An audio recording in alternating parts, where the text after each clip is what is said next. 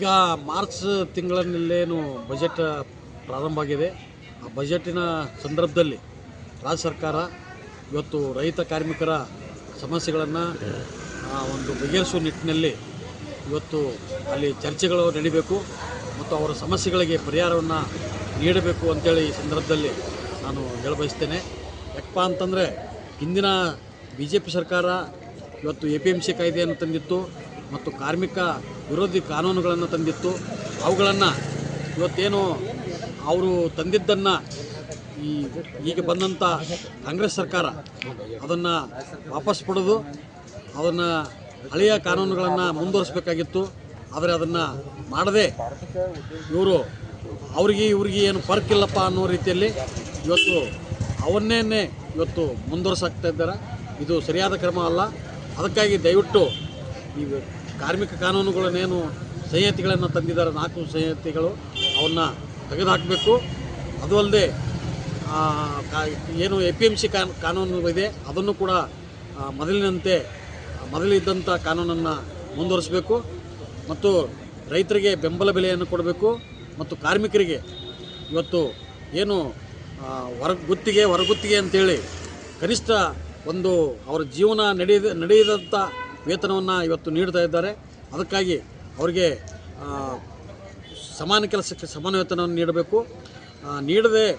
ನೀಡಬೇಕು ಮತ್ತು ಅದರ ಜೊತೆಯಲ್ಲಿ ಈಗೇನು ರಾಜ್ಯದಲ್ಲಿ 2.5 ಲಕ್ಷಕ್ಕಿಂತ ಹೆಚ್ಚಿಗೆ ಎಲ್ಲ ಇಲಾಖೆಗಳಲ್ಲಿ ಹುದ್ದೆಗಳು ಖಾಲಿಯಾಗಿವೆ.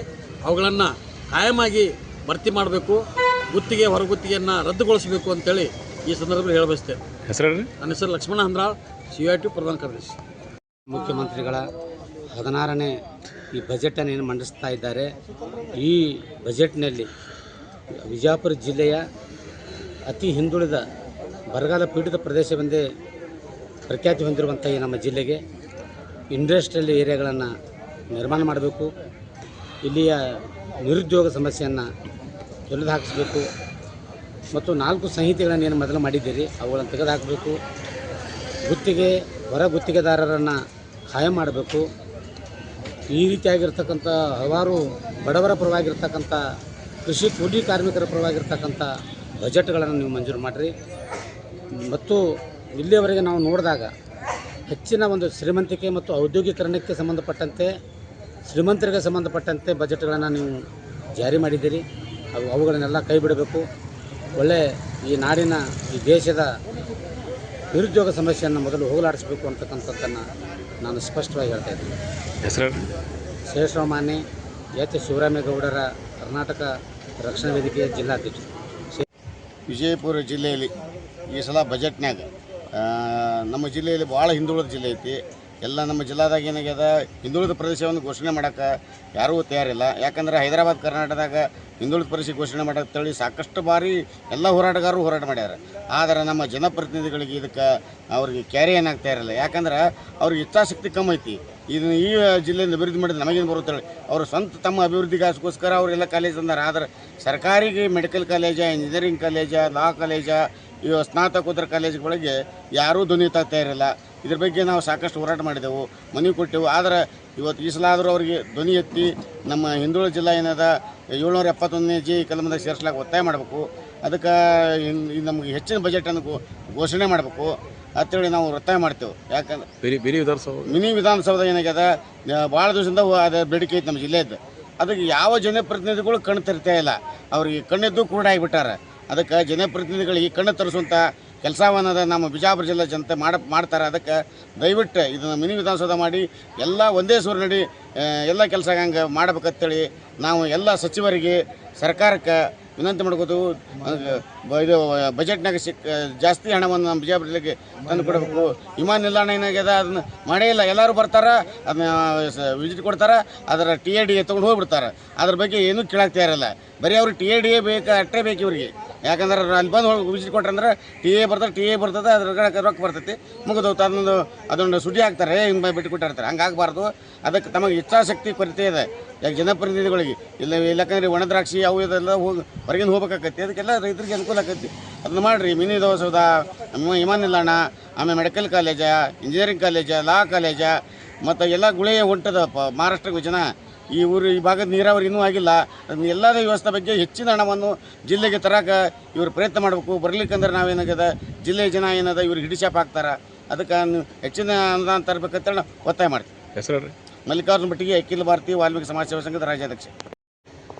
ಕರ್ನಾಟಕ ಸರ್ಕಾರದ 2025-26ನೇ ಸಾಲಿನ ಬಜೆಟ್ ಮಂಡನೆ ಈಗ ನಡೀತಾ ಇದೆ. ಅಧಿವೇಶನ ಈಗ ಚಾಲೂ ಆಗ್ತದೆ. ಈ ಚಾಲುವಾಗಲೇ ಬರಗಾಲದ ಬೀಡು, ಬರದ ನಾಡು ಎಂದು ಹೆಸರಾಗಿರುವ ಬಿಜಾಪುರ ಜಿಲ್ಲೆಗೆ ಅನೇಕ ಕೊರತೆಗಳಿವೆ.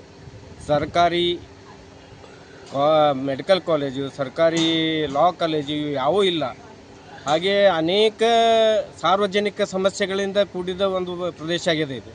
ಇದಕ್ಕೆ ಈ ಬಜೆಟ್ನಲ್ಲಿ ಅತ್ಯಂತ ಹೆಚ್ಚಿನ ಹಣವನ್ನು ಬಿಡುಗಡೆ ಮಾಡಿ ಇಲ್ಲಿನ ಎಲ್ಲ ಪ್ರತಿನಿಧಿಗಳು ಒತ್ತಡ ಮಾಡಿ ಸಮಗ್ರ ಅಭಿವೃದ್ಧಿಗೆ ಬೇಕಾಗುವಂಥ ಎಲ್ಲ ವ್ಯವಸ್ಥೆಗಳನ್ನು ಈ ಬಜೆಟ್ನಲ್ಲಿ ಹಾಕ್ಕೊಂಡು ಮುಂದಿನ ಬರುವ ವರ್ಷಗಳಲ್ಲಿ ಇವನ್ನೆಲ್ಲ ಅಭಿವೃದ್ಧಿಪಡಿಸ್ಬೇಕಂತೇಳಿ ನಾವು ಕರ್ನಾಟಕ ಸರ್ಕಾರದ ಮುಖ್ಯಮಂತ್ರಿಗಳಿಗೂ ಮತ್ತು ಬಿಜಾಪುರ ಜಿಲ್ಲೆಯ ಎಲ್ಲ ಶಾಸಕರುಗಳಿಗೂ ನಾವು ವಿನಂತಿ ಮಾಡ್ಕೋತೀವಿ. ಒಂದು ವೇಳೆ ಇದು ಪ್ರಗತಿ ಆಗದೇ ಇದ್ದಲ್ಲಿ ಮುಂದಿನ ದಿನಗಳಲ್ಲಿ ಈ ಜನಪ್ರತಿನಿಧಿಗಳ ಮೇಲೆ ಜನರು ಆಕ್ರೋಶ ವ್ಯಕ್ತಪಡಿಸಬಾರದು ಅನ್ನೋ ಒಂದೇ ಉದ್ದೇಶದಿಂದ ನಾವು ಇದನ್ನು ವಿನಂತಿ ಮಾಡ್ಕೊಳ್ಳಕತ್ತೀವಿ. ಇದು ಶೀಘ್ರದಲ್ಲಿ ಆಗಬೇಕು. ಈ ಬಜೆಟ್ನಲ್ಲಿ ಮಂಡನೆ ಆಗಬೇಕು. ಬಿಜಾಪುರ ನಗರ ಹಾಗೂ ಅನೇಕ ಪಟ್ಟಣಗಳಲ್ಲಿ ಇರುವಂಥ ವ್ಯವಸ್ಥೆ ಬಗ್ಗೆ ಸಮಗ್ರ ಅಧ್ಯಯನದ ಮುಖಾಂತರ ಇದಕ್ಕೆ ಬೇಕಾಗುವಂಥ ಎಲ್ಲ ವ್ಯವಸ್ಥೆಯನ್ನು ಈ ಬಜೆಟ್ನಲ್ಲಿ ಮಾಡಬೇಕಂತೇಳಿ ನಾವು ವಿನಂತಿ ಮಾಡ್ಕೊತೀವಿ. ಹೆಸರು ವಿನಾಯಕ್ ಸೊಂಡೂರು. ಎಲ್ಲರಿಗೂ ನನ್ನ ವಿಜಯಪುರ ಜನತೆಗೆ ಕ್ರಾಂತಿಕಾರಿ ಜೈ ಭೀಮ್. ಇವತ್ತು ವಿಜಯಪುರ ನಗರದಲ್ಲಿ ಅಭಿವೃದ್ಧಿನೇ ಆಗಿಲ್ಲ. ಬಹಳಷ್ಟು ಅಭಿವೃದ್ಧಿ ಆಗಬೇಕಾಗ್ಯದ. ಮೇಲಾಗಿ ಏನಪ್ಪ ಅಂತಂದರೆ ವಿಜಯಪುರ ನಗರದಲ್ಲಿ ನಮ್ಮ ಜೈ ಭೀಮ್ ಮೌಲ್ಯಗಳು ಏನಿದಾವಲ್ಲ, ಅಲ್ಲಿ ಡಾಕ್ಟರ್ ಬಾಬಾ ಸಾಹೇಬ್ ಅಂಬೇಡ್ಕರ್ ಬರೆದಂಥ ಜೀವನ ಚರಿತ್ರ ಬುಕ್ಗಳನ್ನು, ಸಂವಿಧಾನ ಬುಕ್ಗಳನ್ನು, ಗ್ರಂಥಾಲಯಗಳ ಮಾಡ್ಬೇಕಂತಂದು ನಮ್ಮಲ್ಲಿ ಬಹಳ ಒಂದು ಕಳ್ಕಳಿಂದ ವಿನಂತಿ. ಯಾಕಂತಂದರೆ ನಮ್ಮ SC ಓಣಿಯಲ್ಲಿ ಗ್ರಂಥಾಲಯಗಳು ಇಲ್ಲ. ಅದಕ್ಕೆ ಗ್ರಂಥಾಲಯಗಳು ಮಾಡ್ಬೇಕಂತಂದು ನಾನು ಹೇಳಕ್ಕೊಂದು ಆಗ್ರಹ ಮಾಡ್ಕೊತೀನಿ. ಹೆಸರು ಭೀಮ್ ಸರ್ಕಾರ ಸಂಘಟನಾ ಸಂಸ್ಥಾಪಕರು ಪರಶುರಾಮ್ ಚಲವಾದಿ ವಿಜಯಪುರ. ಓಕೆ. ಯಾಕಪ್ಪ ಅಂತಂದರೆ ಈ ಬರುವಂಥ ಈ ಅತಿ ಶೀಘ್ರದಲ್ಲಿ ಬಜೆಟ್ ಏನಿದೆಯಲ್ಲ, ಅತಿ ಶೀಘ್ರದ ಬಜೆಟ್, ಆ ಬಜೆಟ್ನಲ್ಲಿ ಪ್ರತಿ ಓಣಿಯಲ್ಲಿ ನಮ್ಮ ಅಂಬೇಡ್ಕರ್ ಕಾಲದಲ್ಲಿ ನಿರ್ಮಿಸಬೇಕಂತಂದು ನಂದು ಆಗ್ರಹ ಇದೆ. ಓಕೆ. ಹೆಸರು ಪರಶುರಾಮ್ ಚಲವಾದಿ ಭೀಮ್ ಸರ್ಕಾರ ಸಂಘಟನೆಯ ಸಂಸ್ಥಾಪಕರು ವಿಜಯಪುರ.